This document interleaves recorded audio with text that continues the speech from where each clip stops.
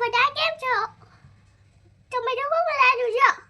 મને ટીચરનો ટાઈમ થાય છે, બધા આવજો. બાય, મને આજે ખૂબ બોલાવ્યો. લેલો પધારો. Bye bye. So hello everybody, good morning, રાતે રાતે જય શ્રી કૃષ્ણ. કેમ છો બધાય? તો હું ઉઠી ગઈ છું સવારમાં 6:30 વાગ્યાની અને કામ બધું પતી ગયું છે. કામ બધું બાકી છે. મેં ખાલી નાસ્તો કર્યો છે, હજી તો બેડમાં બી બધું પડ્યું છે. પણ મને થયું ચાલ વ્લોગ સ્ટાર્ટ કરી દઈએ, કેમ કે આજથી તો આપણે વ્લોગ સ્ટાર્ટ કર્યા છે, તો જોવાનું ભૂલતા નહીં. અને હવે આપણે ઘરનું કામ કરીશું, પછી આપણે લાઈવ આવવાનું છે આપણી ઓડિયન્સને મળવા માટે. એન્ડ ધીસ આજે બહુ વાદળા છે, તો કપડાં સુકાશે કે નહીં એ ખબર નહીં, પણ ધોવા તો પડશે. તો હું પહેલાં કપડાં ધોઈ લઉં અને પછી આપણે તો આ છે મારું એકદમ ક્યુટ ઝાડવું છે જે મને બહુ ગમે છે. ઘણીવાર આપણે એને કાપી નાખ્યું છે તો પણ એ જલ્દી આવડું મોટું થઈ જાય છે. અને આ છે મારી પ્યારી સી સવારી. એની આગળ કચરાની ડોલ છે, એને ઇગ્નોર કરી દેજો પ્લીઝ, હટાવી દેજો તમારી નજરોમાંથી, એને દૂર કરી દેજો, એટલે તમને એવું ના લાગે કે શું બતાવે છે એની સવારી કચરાની ડોલ છે. ના, કચરાની ડોલ નથી, એની પાછળ પડેલી ગાડી મારી સવારી છે. અને એની બાજુમાં પડ્યો છે લાકડાનો ઢગલો. એ મેં નથી કર્યો, કેમ કે અમારો ઝાડવો તો હજી લીલોછમ છે. સો આ ઝાડવામાંથી થયો છે એ લાકડાનો ઢગલો જે અંકલે કર્યો છે. તો મારે કામ કરવાની કોઈ ઈચ્છા તો છે નહીં, પણ મજબૂરીમાં કામ કરવું પડશે, કેમ કે કામ નહીં કરું તો કોઈ મને આળસુ કહી જશે, જે હું સહન નહીં કરી શકું. એટલા માટે આપણે કરી લઈશું કામ, કેમ કે જો કિચનમાં બી વાસણનો ઢગલો પડ્યો છે અને ઘરમાં બી પડ્યો છે વાસણનો ઢગલો. તો પહેલાં સાફ કરી લઉં. અને તમને લોકોને ખબર જ છે કે હું છું ભૂખડ, તો જો હું ખાવાનું અહીંયા જ રાખું છું, અહીંયા બેસી જાઉં છું અને અહીંયાથી જ ખાઈ લઉં છું. પહેલાં પેટ પૂજા, ફિર કામ દૂજા. તો સાંજે હું ગઈ હતી હોસ્પિટલ, કેમ કે મારી તબિયત થોડી ખરાબ હતી, એટલે ડૉક્ટરે મને આપી દીધી છે દવાઈ. સો એમાં ભૂખ્યા પેટની તો મેં લઈ લીધી છે. સો અત્યારે 2 ટેબ્લેટ આપણે લેવાની છે અને ગ્લુકોઝનું પાણી પીવાનું છે. તો ફટાફટ પહેલાં તો દવા પી લઈએ, પછી બધું કામ કરીએ. મારી પિંક બોટલ જે હંમેશા મારી સાથે હોય છે.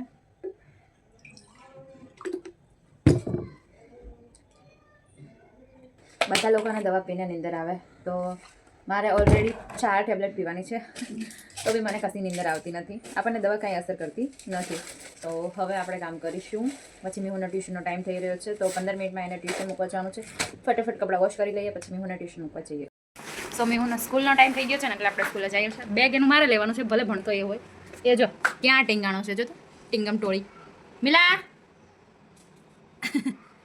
જો સ્કૂલ જવા માટે ભાઈ રેડી છે, અને હું હજી બેગને એવું તૈયાર કરું છું, અને એ જઈને બેસી ગયો છે, કેમ કે કાલે મારે વ્રત છે જીવંતિકામાનું મિલા માટે. સો એની માટે આપણે પ્રસાદી માટે બધું વસ્તુ લેવાનું છે, ફ્રૂટ છે, પૂજાપો બધું. તો એની માટે બી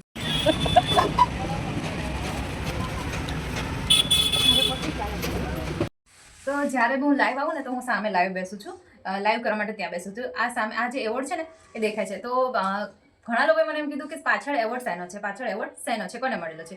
તો મને થયું ચાલો લાઈવમાં બતાવી દઉં કે એવોર્ડ કોનો છે.